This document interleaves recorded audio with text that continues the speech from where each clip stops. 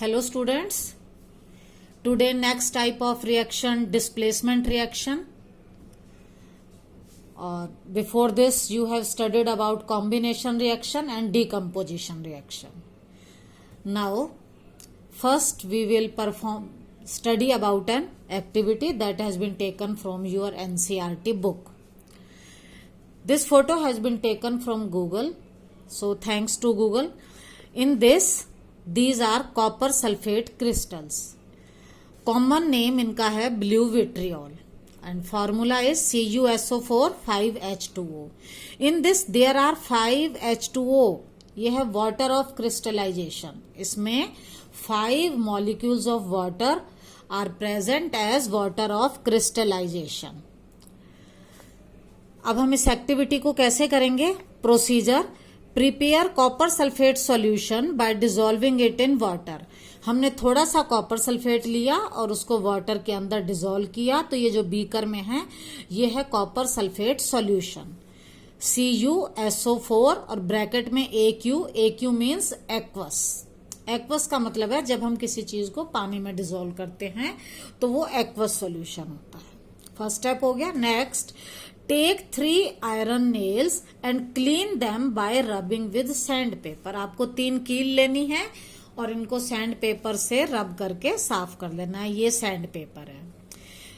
अब sand paper से क्यों रगड़ना है, क्यों साफ करना है? जैसा आपको पता है मैग्नीशियम रिबन को भी आपने क्लीन किया था सैंड पेपर से, क्योंकि वो ऑक्सीजन से रिएक्ट करता है तो उस पर मैग्नीशियम ऑक्साइड की लेयर डिपॉजिट हो जाती है. सिमिलरली आयरन के ऊपर भी किसी कंपाउंड की लेयर डिपॉजिट हो सकती है. उस लेयर को हटाने के लिए हम सैंड पेपर से इसको रब करते हैं जिससे वो लेयर क्लीन हो जाए. हम 3 की जगह 2 आयरन नेल्स भी ले सकते हैं, कोई दिक्कत नहीं है. Now tie 2 iron nails with a thread, 2 या 1 जो भी लो आप, एंड इमर्स होता है डुबो दो, them in copper sulphate solution in a test tube, जैसा इस डायग्राम में दिख रहा है. ये इमेज आपकी बुक में भी है, मैंने ये गूगल से ली है. तो इसमें क्या किया, ये 2 आयरन नेल ली मैंने, इनको टाई करके और एक थ्रेड से यहां पर इसके अंदर इमर्स कर दिया. किसमें? कॉपर सल्फेट सॉल्यूशन में. Keep it undisturb for 20 minutes. अब इसको 20 मिनट्स के लिए अनडिस्टर्ब्ड ऐसे ही छोड़ दो, आपको कुछ नहीं करना. Wait for 20 minutes. After 20 minutes take out the iron nails from copper sulphate solution. ये वाली आयरन नेल्स आपको कॉपर सल्फेट सॉल्यूशन से बाहर निकालनी है. प्रोसीजर हमारा हो गया. अब हमें नेक्स्ट स्टेप अप्लाई करना है, ऑब्जर्वेशन. अब हम क्या क्या ऑब्जर्व करते हैं? ऑब्जर्वेशन आप जैसा इस डायग्राम में देख रहे हैं, सबसे पहले आयरन नेल जो थी वो आपकी ओरिजिनली ये वाली थी. आपने 3 ली थी, 3 में से 2 डिप करी थी, 1 ये बाहर निकाल ली. आपको चेंज यहां दिखाई दे रहा होगा. Iron nail become brownish in colour, ये ब्राउनिश हो गई है. ठीक है. अब दूसरा चेंज क्या आया, अगर आप ये सॉल्यूशन को देखो तो यहां कॉपर सल्फेट का कलर ब्लू है, लेकिन जब बाद में हमने आफ्टर 20 मिनट्स के बाद देखा तो ये कलर फेड हो गया. धीरे धीरे ये लाइट ग्रीन होने लग रहा है. तो ये कलर यहां पर फेड हो गया. Blue colour of copper sulphate solution fades away. अब ये हमने ऑब्जर्व कर लिया. अब एक्चुअल में यहां कौन सी रिएक्शन हुई थी? देखो, हमने लिया था copper sulphate aqueous solution test tube में, ठीक है. उसके अंदर हमने डाली थी आयरन नेल.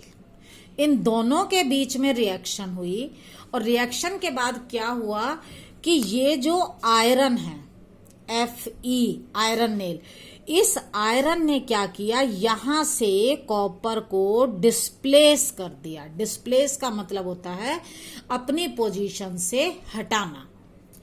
आयरन ने कॉपर सल्फेट में से कॉपर को डिस्प्लेस कर दिया, भगा दिया, ये अलग आ गया कॉपर. और खुद आयरन कॉपर को भगाकर सल्फेट के साथ क्या बना दिया, फेरस सल्फेट. दोबारा देखिए, आयरन ने कॉपर सल्फेट में से कॉपर को डिस्प्लेस कर दिया, अलग निकाल दिया, और डिस्प्लेस करके खुद यहां सल्फेट के साथ क्या बना दिया, फेरस सल्फेट। तो रिएक्शन में कॉपर सल्फेट की जगह क्या बन गया, फेरस सल्फेट, और कॉपर क्या हुआ, डिस्प्लेस हो गया। पहले कॉपर सल्फेट का कलर ब्लू था और फेरस सल्फेट अब कैसा हो गया, ये लाइट ग्रीन, इसीलिए हमें फेड दिखाई दे रहा है। और जो कॉपर डिस्प्लेस हुआ था वो आयरन नेल के ऊपर डिपॉजिट हो गया। समझ आ गई होगी।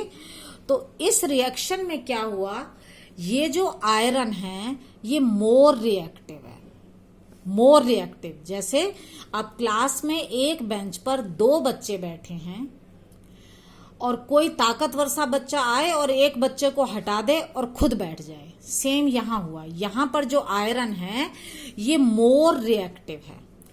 इन this reaction iron is more reactive than copper. अब ज्यादा रिएक्टिव है तो इसने क्या किया, कॉपर को डिस्प्लेस कर दिया। सो it has displaced less reactive copper from copper sulphate solution. यहां पर आयरन ज्यादा रिएक्टिव है, कॉपर कम रिएक्टिव है, तो ज्यादा रिएक्टिव आयरन ने कम रिएक्टिव कॉपर को कॉपर सल्फेट सॉल्यूशन में से डिस्प्लेस कर दिया। तो ये जो रिएक्शन होती हैं इस तरह की, the reaction in which a more reactive element displaces less reactive elements from its salt solution is called displacement reaction। ऐसी रिएक्शन जिसमें कोई more reactive element less reactive element को उसके सॉल्ट सॉल्यूशन में से क्या कर दे, डिस्प्लेस कर दे, उन्हें बोलते हैं डिस्प्लेसमेंट रिएक्शन। तो ये एग्जाम्पल हुआ आपका डिस्प्लेसमेंट रिएक्शन का। अब हम कुछ और एग्जाम्पल देखते हैं। सम अदर एग्जाम्पल्स हैं, जैसे हमने लिया कॉपर सल्फेट सॉल्यूशन, जैसे पहले लिया था। इस बार हमने उसमें क्या डाला, जिंक, जिंक के पीस डाले, तो क्या होगा, तो सेम उसी तरह से यहां पर भी ये जो जिंक है ये मोर रिएक्टिव है और जो कॉपर है ये लेस रिएक्टिव है।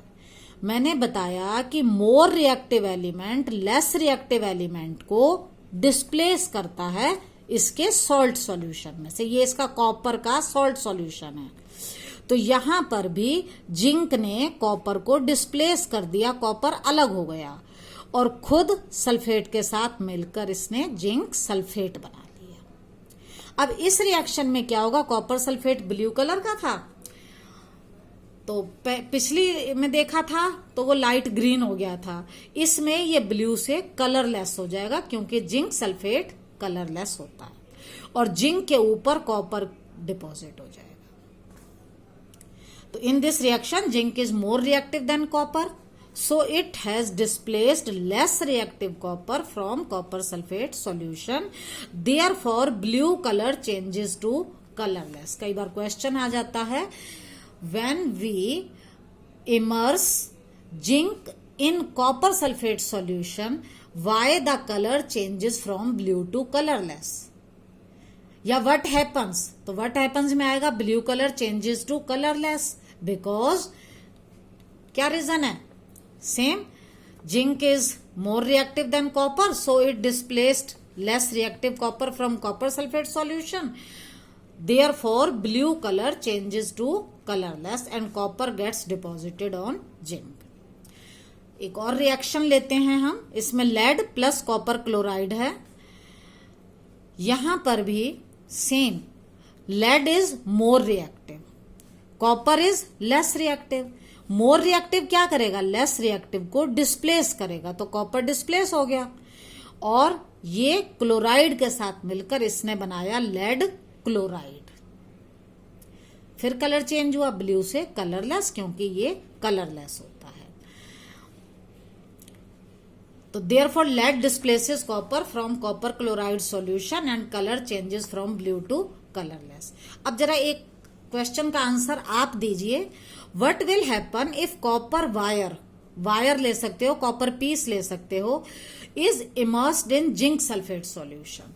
अगर हम जिंक सल्फेट का सॉल्यूशन लें और उसमें हम कॉपर डिप करें तो क्या होगा। है मजेदार बात कि अभी तक तो कलर चेंज हो रहा था, पर इस केस में क्या होगा, इसमें कोई कलर चेंज नहीं होगा। In this case there will be no reaction, यहां कोई रिएक्शन नहीं होगी। अभी तक हम पढ़ रहे थे वो डिस्प्लेस हो रहा है, कलर चेंज हो रहा है, लेकिन यहां पर there will be no reaction. But why, reason क्या है इसका? देखो, इसके रीजन के लिए सबसे पहले आपको ये पता है कि more reactive element less reactive को डिस्प्लेस करता है। यहां पर ये कॉपर क्या है, ये लेस रिएक्टिव है, इसमें इतनी पावर नहीं है कि ये यहां से जिंक को डिस्प्लेस कर सके। कॉपर जो है वो लेस रिएक्टिव है, और लेस रिएक्टिव होने की वजह से ये यहां से जिंक को डिस्प्लेस नहीं कर सकता। Therefore there will be no reaction. अब हमें कैसे पता लगे कि कौन ज्यादा एक्टिव है और कौन लेस एक्टिव है? तो इसके लिए एक ट्रिक है कि हम कैसे याद रखें कि कौन सा एलिमेंट मोर रिएक्टिव है और कौन सा लेस रिएक्टिव है। तो ये ट्रिक है, काशीनाथ का माली आलू जरा फीके पकाता है। पहले यहां तक है, फिर माली कहता है कौन है आगे आओ। वैसे इस बात का कोई मतलब नहीं है यहां पर साइंस में, लेकिन ये सिर्फ लर्न करने के लिए एक ट्रिक है, क्योंकि ये इस तरह की बातें जरा याद हो जाती हैं।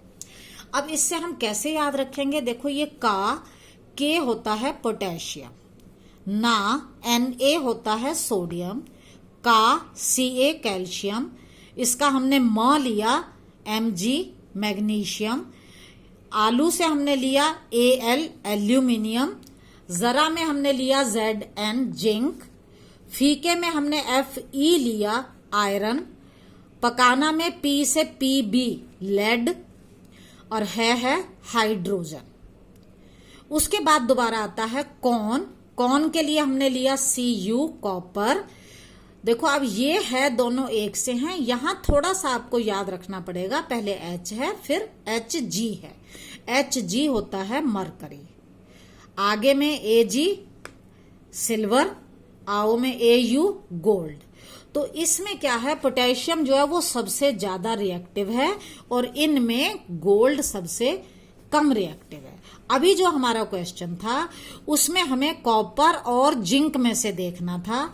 तो आप यहां देखोगे ये कॉपर है और ये जिंक है, तो कौन ज्यादा रिएक्टिव है? जिंक। नीचे वाले तो कम है, तो यहां पर कॉपर जो था वो लेस रिएक्टिव था, इसलिए वो जिंक को डिस्प्लेस नहीं कर पाया। तो अब इस तरह का जब भी क्वेश्चन आए कि क्या होगा, व्हाट हैपन्स, तो आपको ये ध्यान रखना है कि अगर ये मोर रिएक्टिव है तभी डिस्प्लेस करेगा, अगर ये लेस रिएक्टिव है तो there will be no reaction. तो इसका आंसर था copper is less reactive than zinc, less reactive था, so it can't displace zinc from its salt solution, hence no reaction will take place. मेरे ख्याल से अब आप इसको पहचानना सीख गए होंगे और अब आप इसकी ज्यादा से ज्यादा प्रैक्टिस करिए। वीडियो जब भी देखें तो कॉपी पेन लेकर बैठें और आप पॉइंट्स को साथ साथ नोट करिए, जैसे आप क्लास में पढ़ते समय करते हैं, आपको तब ज्यादा अच्छे से समझ आएगा। वीडियो को 2-3 बार देखिए तभी याद हो पाएगा, और अपने नोट्स जरूर बनाइए। Thank you.